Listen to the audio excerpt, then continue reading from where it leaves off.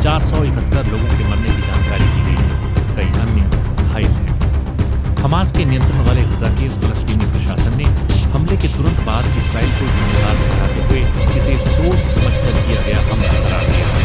हालांकि इसराइल ने इस हमले में अपना हाथ धोने से इनकार किया और कहा कि ये फलस्तीन इस्लामिक जिहाद नाम के संगठन का काम है। एक दूसरे पर लगाए जा रहे इन आरोपों के बीच इस बात का पता लगाना बहुत मुश्किल हो गया है कि सच क्या है। BBC वेरीफाई ने वीडियो, तस्वीरों और प्रत्यक्षदर्शियों के बयानों समेत अन्य सबूतों की मदद से इस घटना के सभी पहलुओं को समझने की कोशिश की। जमीन पर जारी युद्ध के इधर इस इलाके में सूचनाओं को लेकर भी एक जंग है। सोशल मीडिया ऐसी खबरों से भरा पड़ा है। ऐसा पहली बार नहीं है जब इसराइल या गजा के प्रशासन ने किसी धमाके को लेकर अलग अलग दावे किए। अस्पताल में धमाका मंगलवार को स्थानीय समय के अनुसार शाम 7 बजे हुआ।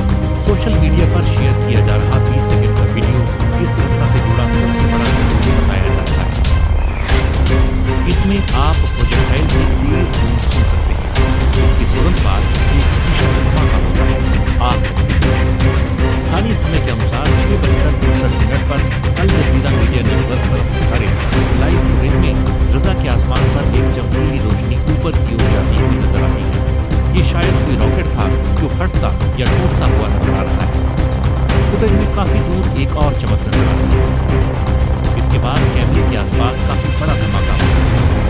हम कैमरे वाली जगह का पता लगाने में कामयाब रहे, लेकिन ये पता नहीं लगाया जा सकता कि आसमान से गिरे प्रोजेक्टाइल के निशाने पर यही जगह है। हमने कई विशेषज्ञों से बात की, इनमें से कुछ ने जवाब नहीं दिया, जबकि कुछ ने प्रतिक्रिया का इंतजार किया। अल अहली अस्पताल की इमारतों के डिजाइन का मेल सार्वजनिक तौर पर तस्वीरों से करने के बाद BBC ने पुष्टि कर पाया है कि धमाका अस्पताल वाली जगह ही हुआ है। उपलब्ध सबूतों से लगता है कि धमाका अस्पताल के कोर्टयार्ड में हुआ। धमाके के बाद घटनास्थल से आई तस्वीरों में आसपास मौजूद अस्पताल की इमारतों में कोई खास नुकसान नजर नहीं आता। हालांकि तस्वीरों में झुलसने के निशान और जली हुई कारें साफ नजर आ रही हैं। इस अस्पताल को एंग्लिकन चर्च चलाता है। यरूशलेम के सेंट जॉर्ज कॉलेज के डीन कैनन रिचर्ड सेवेल ने BBC को बताया कि इस चर्च के आंगन में करीब 1000 विस्थापितों ने शरण ली हुई थी और जिस समय यहाँ धमाका हुआ तब 600 मरीज और कर्मचारी अस्पताल के अंदर मौजूद थे। BBC reporter Rushdi Abu aloof बुधवार सुबह अल अहली अस्पताल गए। प्रत्यक्षदर्शियों ने उन्हें तबाही के कई मंजर के बारे में बताया। कुछ का कहना था कि अभी भी शव इकट्ठे किए जा रहे हैं। एक शख्स ने उन्हें बताया कि जब धमाका हुआ तो महिलाएं, बच्चे और बूढ़े भी अस्पताल में थे। हम पीड़ितों की तस्वीरों और वीडियो का विश्लेषण भी कर रहे हैं। उन्हें किस तरह की चोटें आई हैं, इससे धमाके के बारे में पता लगाने में मदद मिल सकती है।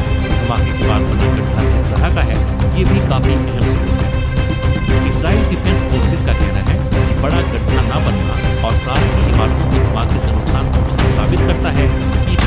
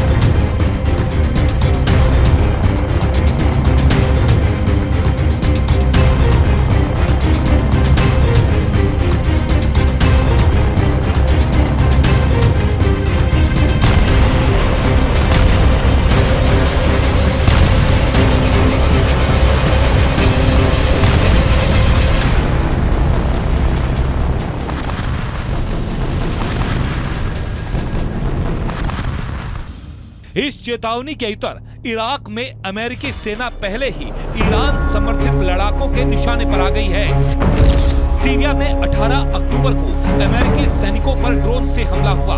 इसमें सैनिकों को मामूली चोटें आईं, जबकि दूसरे ड्रोन हमले में अमेरिकी सेना ने ड्रोन को मार गिराया। 19 अक्टूबर को पश्चिमी इराक के ऐन अल असद हवाई बेस पर ड्रोन और रॉकेटों से हमला किया गया। इस हमले में अमेरिकी सेना के बेस को निशाना बनाया गया। इराक और सीरिया में अमेरिका के सैनिक बड़ी संख्या में मौजूद हैं। इराक में 2500 और सीरिया में 900 से ज्यादा अमेरिकी सैनिक हैं।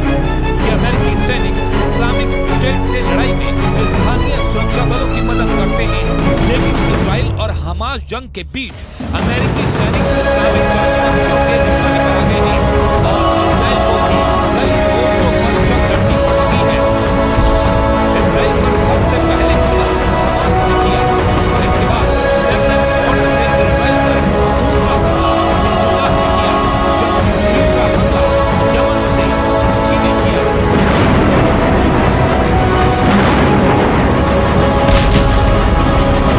अमेरिकी रक्षा मंत्रालय के मुताबिक लाल सागर में तैनात अमेरिकी वॉरशिप ने यमन से 3 मिसाइलों को रोका।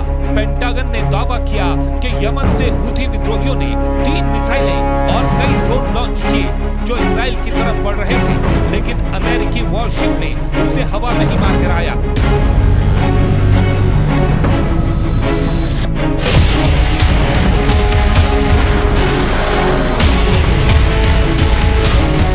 इजराइल और हमास के बीच जंग धीरे धीरे भीषण होती जा रही है। जंग के एक मोर्चे पर जहां इजराइल के साथ अमेरिका खड़ा है, तो दूसरी तरफ ईरान अपने खतरनाक मंसूबे जाहिर कर चुका है। तीसरी तरफ इराक और सीरिया से शिया मिलिशिया लेबनान से हिजबुल्लाह और हमास के साथ खड़ा है। हालांकि ये ईरान के समर्थन में नहीं है।